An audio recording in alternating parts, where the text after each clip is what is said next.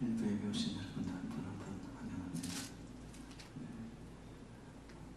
날도 더운데 2부만 나오셔도 되는데 또 1부까지 다 드리니 여러분 은혜를 꽃배기로 받으실 줄 믿습니다.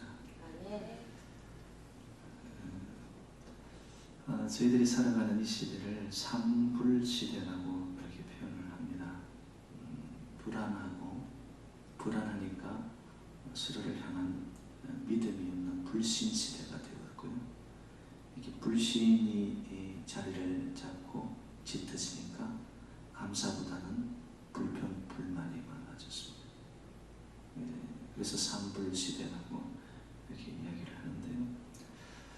이런 심리적인 불안, 그리고 살아가는 이 시대의 삶의 근거들이 흔들리는 거죠. 그러다 보니까 이전에 느끼지 못했던 그 우울증이라든지 그리고 그 강박증 이런 걸로 인해 가지고 굉장히 삶들이 팍팍해지고 그런 피해자들이 속출해내는 그런 시대가 되었습니다. 지난 주간에 저희 조국의 상선 의원이었습니다. 전 국회의원이었던 것 정두원 씨가 우울증으로 인해 가지고 자살을 합니다. 여러분 기사를 보셨으면 아는지 모르겠지만 그분은 이명박 전 대통령의 거의 책사와 같은 그런 이름을 날리던 사람이었어요. 근데 그의 삶의 개인적인 빛으로 인해 가지고 경제적인 압박이 오기 시작하면서 그걸 마음으로 이겨내지 못한 거죠. 이렇게 불안 속에 공포 속에 딱 잡혀지니까 그의 삶을 극단적인 방법으로 끝내버리고 마는 거죠. 그 뿌리는 뭘까? 그러한 일들이 터질 때 여러분 뭐 내일이 아니니까 나와는 무관하지, 그렇지가 않습니다. 이게 어떻게 보면은 한국뿐만 아니라 이 미국 땅에도 사람들이 살아가는 모든 그러한 현상들은 같은 거예요. 이렇게 불안과 공포라는 거죠. 크고 작은 정도의 차이가 있지만요, 사람들은 다 불안해하고 공포 안에서 벗어나지를 못합니다. 그게 어찌 보면 인간의 실존인 것 같아요. 여러분, 동물들은 불안해할까요, 안 할까요? 동물들은 공포는 느낀답니다. 뭐 힘이 없고 약한 이런 동물들은, 곤충들은 이렇게 사슴들을 보면은 물 한 모금 제대로 못 먹죠. 왜냐하면 환경적 그 공포가 있기 때문에. 근데 그 심리적인 차원으로 내려가면 불안은 없다는 거예요. 그 이유가 동물들은 상상하지 않는데요. 일어나지 않은 일을 앞당겨서 이렇게 되면 어떻게 하지? 사고가 나면 어떻게 되지? 내가 거짓말한 것이 탄로나면 어떻게 되지? 이런 것으로부터 자유로운 거예요. 왜 불안해하지 않는다는 거죠. 근데 사람들은 왜 불안하고 공포 속에 사느냐? 상상한다는 거죠. 그 영어로 표현하면 if입니다. 이렇게 되면 어떻게 되나? 만약에 지구가 종말이 되고 쓰나미가 밀려오고 그러면 어떻게 돼요? 불필요한 삶의 상상력을 동원한다는 거예요. 그러면서 스스로 불안의 구렁텅이로 빠뜨려 버릴 수 있는 존재가 인간이라는 거예요. 이게. 그래서 인간이 강한 것 같죠. 근데 어찌 보면 동물보다 더 못한 부분들을 갖고 있는 게 인간이라는 거예요. 그럼 이런 불안과 공포를 그대로 두고 살 거냐? 아니죠. 이건 어떤 방법을 통해서든 이 불안과 공포의 바이러스는 우리가 극복해내야 되는 거예요. 이걸 다스리고 이기지 못하면 우리 또한 그 무게에 못 이길 때는 극단적인 방법으로 인생을 마감할 수도 있는 거라는 거죠. 그래서 성경은 이러한 불안과 공포 속에 있는, 우리가 원치 않아도 삶 속에서 찾아오는 이러한 우리의 삶을 갉아먹는 불안이라는 바이러스, 이런 것을 살아가는 총체적 위기 안에서 우리가 어떻게 이겨나갈 것인가? 하나님의 말씀은 분명히 이야기를 하는 거죠. 너희가 말씀으로 돌아서라는 거예요. 하나님께로 돌아서라는 거죠. 이런 차원에서 오늘 본문 말씀은 얼마나 귀하고 힘이 되고 소망을 주는 말씀인지 모릅니다. 여러분, 불안하지 않습니까? 아무런 공포가 없으세요? 오늘 이 폭염이 그냥 푹푹 찌는데, 폭염 뒤에는 뒤따르는 또 폭우가 있겠지. 소나기가 오고 장마가 오면 우리 교회는 또 넘치겠지. 여러분, 아무 생각 없으세요?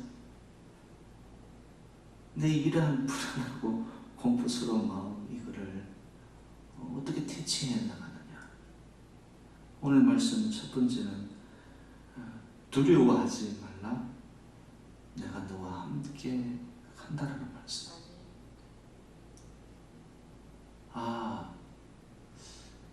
천지를 지으신 하나님이 나와 함께 하신다네. 여러분, 우리가 이 세상에 있는 모든 것들이 다 없어진다 할지라도 하나님의 1.1에게 틀림이 없는 약속의 말씀은 저와 여러분 함께 하실 줄로 믿습니다. 두려워하지 말래요. 하나님이 함께 해주신다.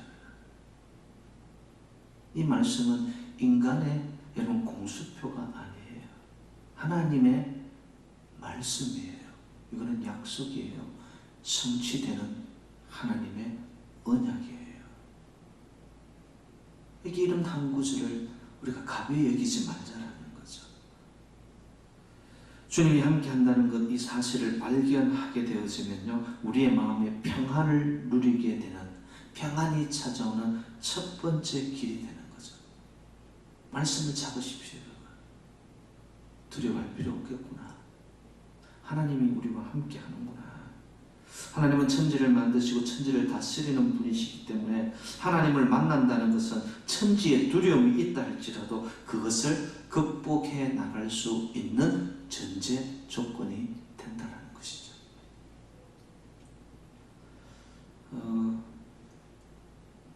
여러분, 하나님이 어디 계십니까?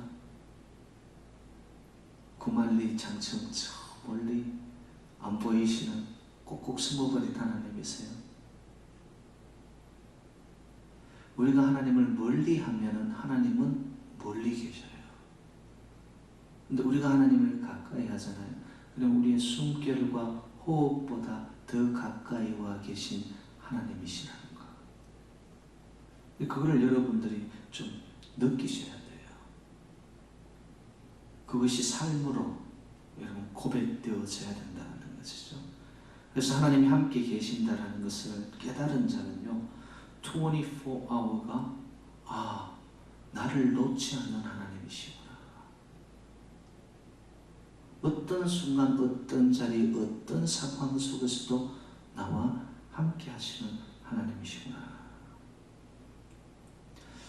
사람은요, 이 마음의 생각을 어떻게 다스리느냐에 따라서 삶이 불안해하느냐 아니면 평안으로 가느냐입니다. 왜 이런 거 있죠? 내가 저 사람을 안 미워해야지. 안 미워해야지 하는데 마음속에 그 미워하는 마음이 더 커지는 경우들이 있습니다. 생각 자체가 벌써 내 마음속에 저 사람을 향한 미움의 마음이 있기 때문에 말은 안 미워해야지 하면서도 속에서는 미워하고 있는 거예요. 이 결국 우리 마음의 생각에 무엇을 붙잡고 있느냐는 거죠. 말씀을 붙잡고 두려워하지 말고 내가 너와 함께 한다는 말씀이 내 안에 꽉 채여 있다고 생각하고 있어요. 그런 불안의 요소들, 나를 흔들어 놓는 공포적인 요소들이 나를 붙잡아가지 못한다라는 거죠. 그래서 여러분, 말씀은 우리를 새롭게 하는 거예요. 말씀은 우리를 지탱시켜주는 거예요. 하나님 말씀, 두려워하지 말라, 내가 너와 함께하리라.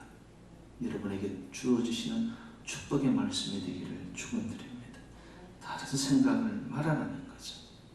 두렵고 불안한 시대에 언제나 우리는 위대한 하나님을 생각하시기를 바랍니다. 약속하신 하나님을 여러분들이 떠올리시기를 바랍니다. 잠자리 들 때도 베개를 빼자마자 여러분, 하루 지나온 일과 속에서 내가 복잡하고 무거웠던 이거보다도 여러분, 하나님의 말씀을 암송하시기를 바랍니다.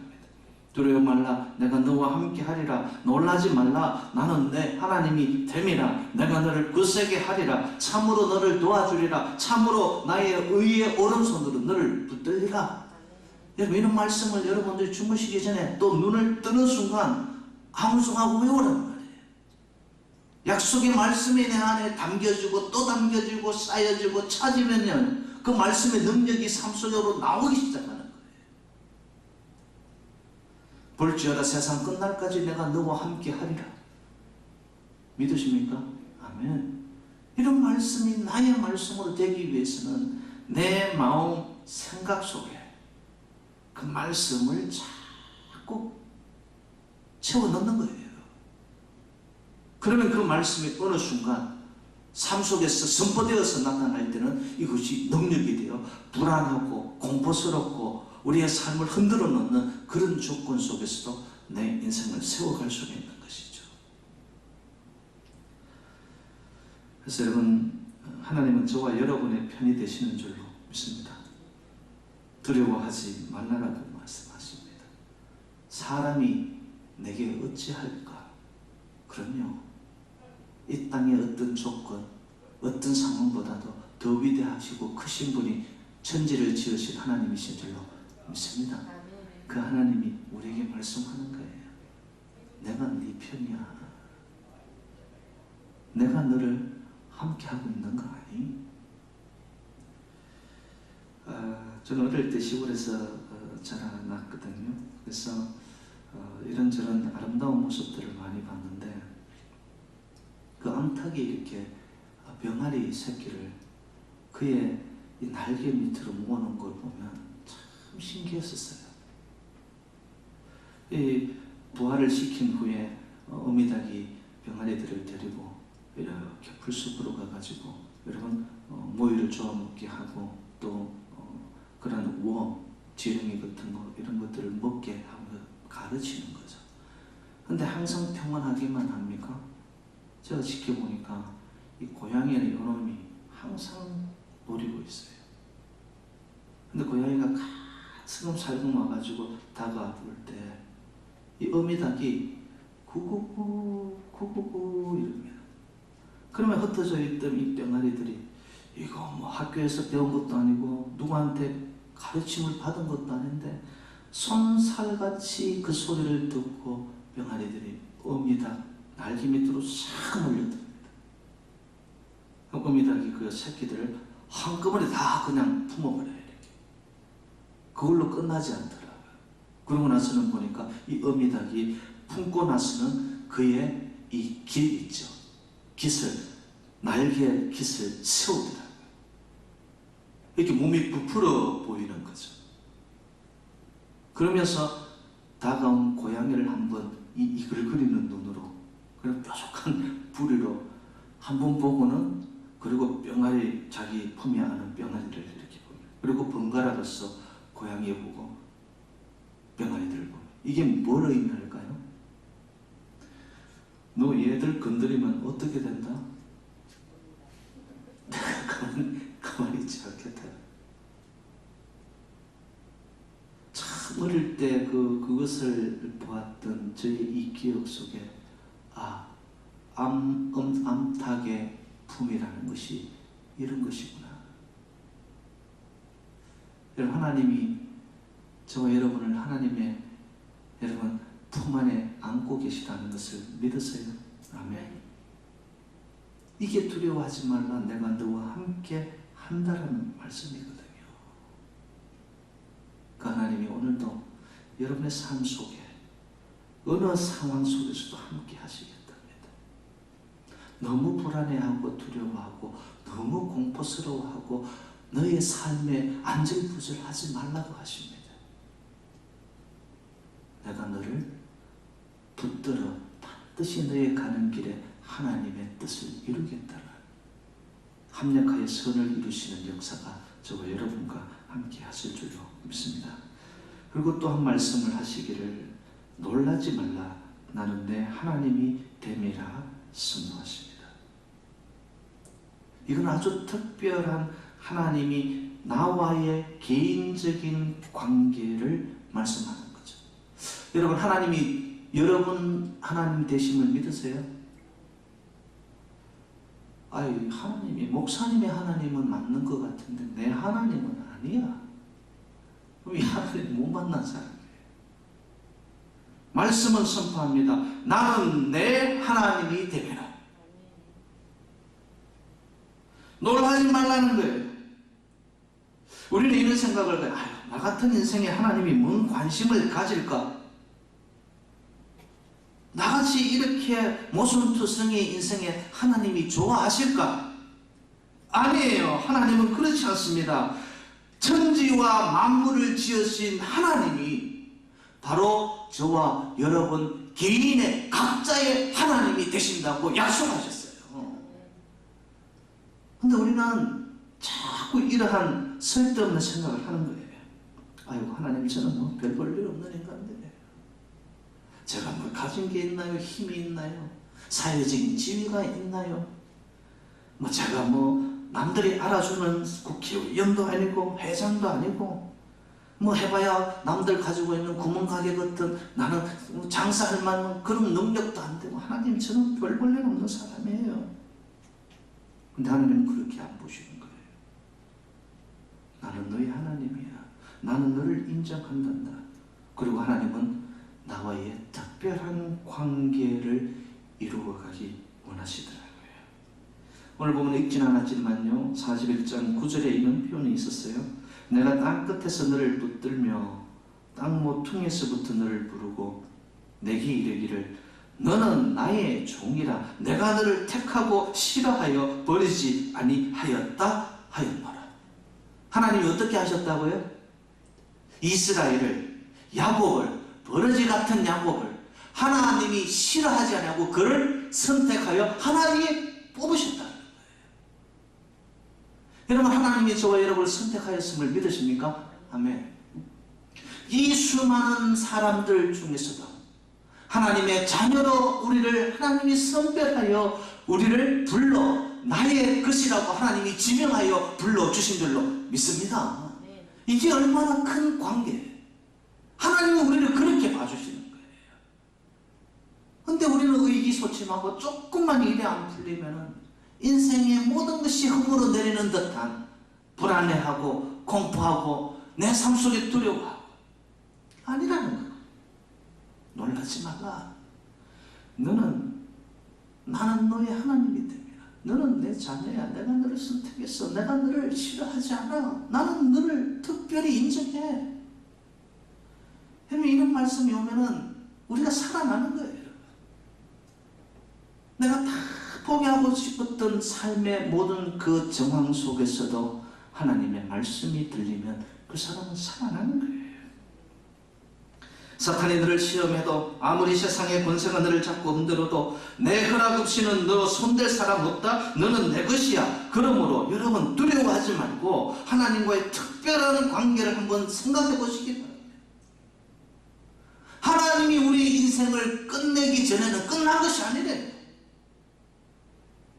It's not over yet. 근데 우리의 삶 속에서는 자꾸 두려워하고 불안해하면서 내 스스로가 내가 인생의 문을 닫을 때가 얼마나 많습니까? 여러분, 이 세상 많은 남자들이 있지만요, 여러분들이 길거리 가서 아무 남자나 붙잡고 내 아버지요 이러면 사람들이 나를 어떻게 보죠? 이게 미쳤나 이럴 겁니다. 그 많은 남자가 있어도 여러분, 내 아버지는 두 사람이에요, 한 사람이에요?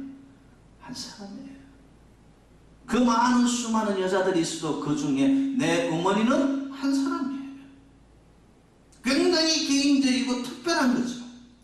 그 아버지가 와서 나는 내 아버지다, 그 어머니가 와서 나는 내 어머니다 라고 말하는 것처럼 하나님이 저와 여러분에게 다가오셔서 말씀합니다. 나는 내 아버지야. 나는 너를 돌보아 너의 필요를 알고 있어. 내가 너의 가는 길을 저무의 빛같이 빛나게 할 거야. 여러분, 하나님의 이 강한 약속의 말씀을 여러분들이 붙잡으시기를 주님의 이름으로 축복합니다. 나를 낳으신 분은 하나님이시죠. 영적으로 나를 낳으시고 나를 알고 계시는 분.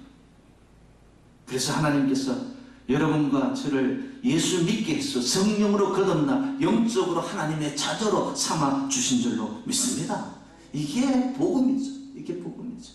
죄에서 자유를 얻게 하면 주께서 예수 그리스도를 십자가에 죽여 십자가의 보혈로 모든 죄를 사하게 하셨으니 사탄 마귀의 권세에서 벗어나게 하신 이도 하나님이십니다. 그 하나님이 너 내 거라고 하시는데 왜 이 말씀에 우리 스스로는 자꾸 이지적으로 믿으려고 하자 거부합니까? 하나님의 말씀은 선포입니다. 믿으시기를 바랍니다. 세 번째로 하나님께서 우리를 보고 내가 너를 굳세게 하시겠다고 합니다. 여러분, 우리가 약하고 참 힘이 들 때는요, 인생이 자꾸 허물어내립니다. 무거움을 견디지 못합니다. 가정적으로도 불안해하고요. 심지어는 그것을 이기지 못하는 경우에 가정의 파탄이 일어날 거예요. 젊은이들도 불안해합니다. 그러니까 그 불안을 이겨낼 길이 없으니까 삶 속에서 삶을 감사하기보다는 자꾸 어겨서 하는 거예요. 옳은 길이 아니죠. 여러분, 하나님께서 말씀하시기를 내가 너를 강하게 만들어 주겠다, 굳세게 만들어 주겠다, 힘차게 만들어 주겠다. 사실 불안과 두려움이 있을 때요, 도움이 바깥에서 오는 것 같지만 실질적인 도움은요, 우리의 내면에서 오는 겁니다. 하나님의 말씀, 내가 너를 굳세게 할 거야, 내가 너에게 힘을 줄 거야, 내가 너를 붙잡아 있을 거야.